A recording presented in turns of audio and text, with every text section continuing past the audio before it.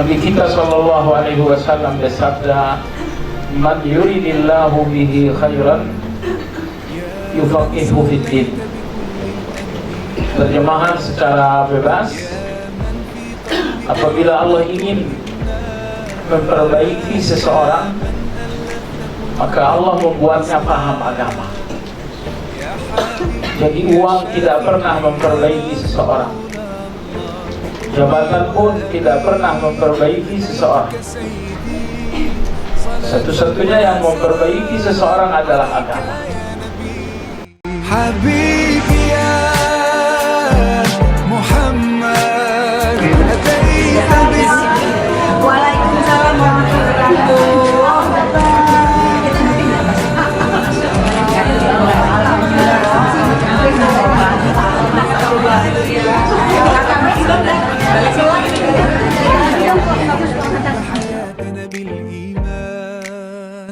يا من بجمالك علمت الإحسان، يا من نورت قلوبنا بالقرآن، يا حبيبي يا شافعي يا رسول الله بأمي وأبي فديتك سيدي، صلاة وسلام عليك يا نبي. حبيبي يا محمد أتيت بالسلام والهدى، محمد حبيبي يا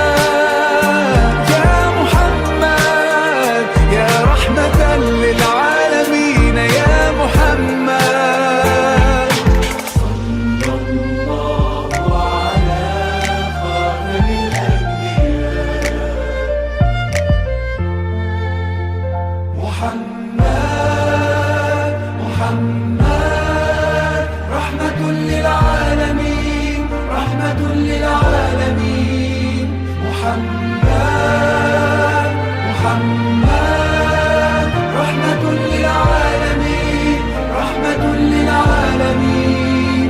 محمد، محمد رحمة للعالمين، رحمة للعالمين.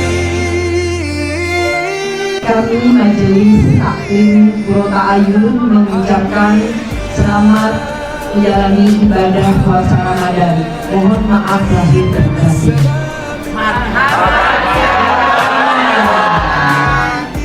Iman Islam dan nasihat. Alhamdulillah pada kesempatan pagi ini kita dapat bertemu dan bersilaturahmi dalam acara Daurah Majelis Taklim Puro Ta'ayun.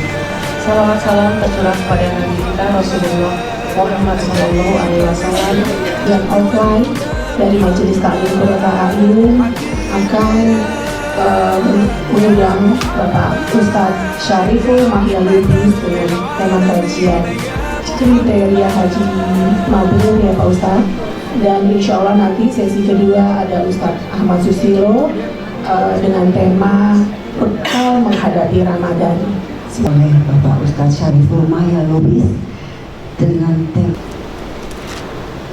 Yang dimaksud dengan mabrur adalah makbul. Maka haji mabrur artinya adalah haji yang telah diterima oleh Allah Subhanahu wa Ta'ala. Bapak Ibu, di antara ciri seseorang berhati bersih dalam beribadah, apabila tujuannya dalam beribadah adalah diterima oleh Allah. Karena ada sebagian orang yang tujuan ibadahnya adalah kuantitas. Bagaimana sedekahku banyak, bagaimana umrohku bolak-balik, bagaimana rakaat-rakaat malamku banyak. Target kuantitas itu biasanya datang dari hati yang tidak bersih. Karena orang-orang yang berhati bersih, tujuan mereka dengan segala ketaatan adalah Allah. Wala yusyrik bi'ibadati rabbih ahada. Siapapun yang mendambakan pertemuan dengan Allah, saya kira kita semua sangat mendambakan pertemuan dengan Allah Subhanahu wa taala. Nah, haji mabrur ini diwanti-wanti oleh Nabi kita SAW, wal hajjul mabrur laisa lahu jazaa'un illa jannah. Apabila haji telah sampai di depan Allah dan Allah menerima, maka pelaku haji tersebut tidak ada balasan Allah untuknya kecuali surga. Coba lihat betapa mahalnya haji Anda. Haji Anda dalam angka rupiah entah berapa ratus juta, Anda lebih tahu. Tapi haji Anda setelah sampai di depan Allah dan Allah terima, ternyata haji Anda ini dibayar oleh Allah dengan surga. Tidak ada yang bisa membayar haji Anda dengan surga kecuali Allah Tabaraka wa Ta'ala. Bagaimana haji mabrur itu berawal? 1. Dan bagaimana haji mabrur itu dalam proses? 2. Dan bagaimana haji mabrur itu setelah selesai? Ini yang kita kaji insyaallah ta'ala. Coba sekalian yang saya hormati, setidaknya 4 hal yang menjadi titik tolak, yang menjadi awal dari haji mabrur. Yang pertama, jemaah sekalian, apabila Anda telah memantapkan rencana untuk berhaji, maka sungguh-sungguhlah bertaubat kepada Allah Subhanahu wa taala. Ya ayyuhalladzina amanu tubu ilallahi taubatan nasuha. Wahai orang-orang yang beriman, bertaubatlah kepada Allah dengan taubatan nasuha. Ya Allah, ampuni dustaku. Ya Allah, ampuni gibahku. Ya Allah, ampuni pandangan mata keranjangku, misalnya. Dosa Anda, taubat Anda dengan menyebutkan dosa satu persatu, itu namanya taubat khusus. Rata-rata orang gak selamat dengan taubat khusus. Tapi gunakanlah taubat yang bersifat umum. Allahumma ghfirli dzambi kullah, diqqahu wa jillah, wa awwalahu wa akhirah, wa alaniyatahu wa sirrah. Ya Allah, ampunilah dosaku semuanya, dari yang terkecil sampai yang paling besar, dari yang pertama sampai yang terakhir, yang aku lakukan secara tertutup atau yang aku lakukan secara terbuka, dosa yang terjadi di dalam lahiriahku ataupun dosa yang terpendam di dalam hatiku. Ini taubat ini adalah taubat yang bersifat umum untuk semua dosa. Baik. Jadi jemaah sekalian, haji mabrur pertama berpangkal dari taubatan nasuh. Begitu Anda telah rencanakan sebuah perjalanan mulia, yaitu haji, maka banyak-banyaklah bertaubat. Haji mabrur dalam prosesnya adalah haji di atas akhlak. Standar akhlak yang ketiga jemaah sekalian. Yang pertama kedermawanan, yang kedua kendalikan emosi. Standar akhlak yang ketiga adalah wal afina 'anil nas. Jadilah orang yang pemaaf. Jadilah orang yang pemaaf. Besok Bapak akan didorong, besok Bapak akan diinjak, besok keringat orang bakal nempel dengan kulit Bapak dan Ibu. Gak nyaman. Tapi itulah tujuan Anda bertawaf. Maksudnya apa Pak Ustaz? Takabur itu akan hilang kalau sesering mungkin Anda bertawaf. Karena di Indonesia Anda dihargai, Anda dihormati. Dan penghargaan, penghormatan, protokoler, itulah yang membuat hati Anda bengkak dengan takabur itu.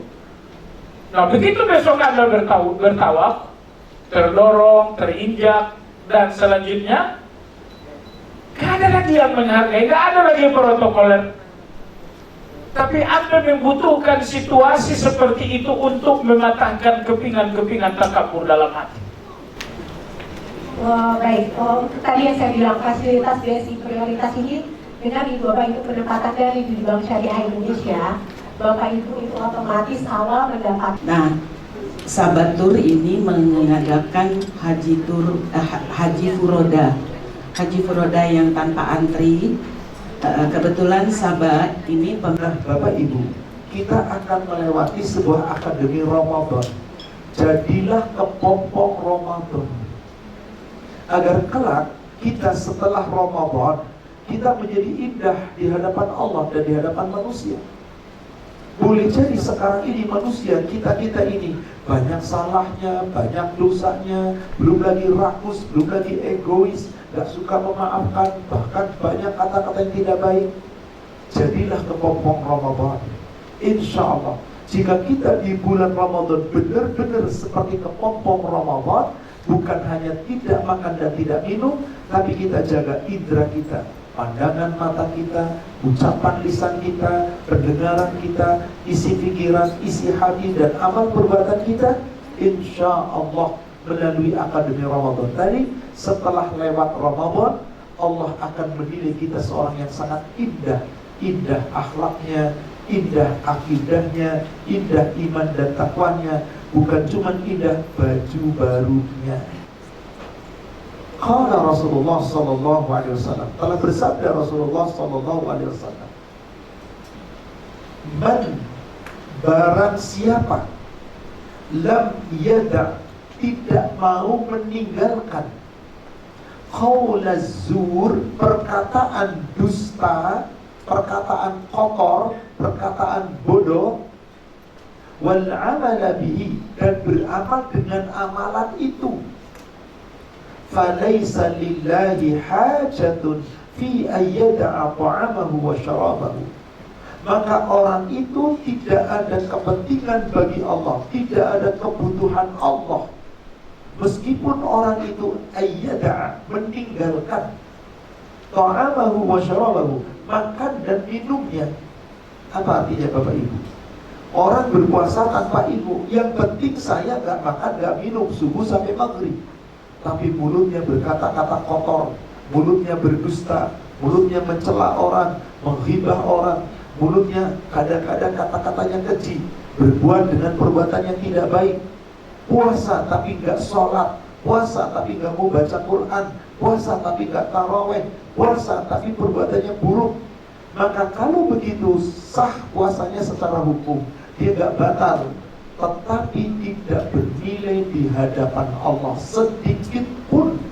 Kita masuk Akademi Ramadan, kita akan berlomba-lomba di bulan Ramadan yang terbaik. Kemudian bekal ketiga adalah memohon kekuatan kepada Allah Subhanahu wa ta'ala. Memohon kekuatan kepada Allah Subhanahu wa ta'ala.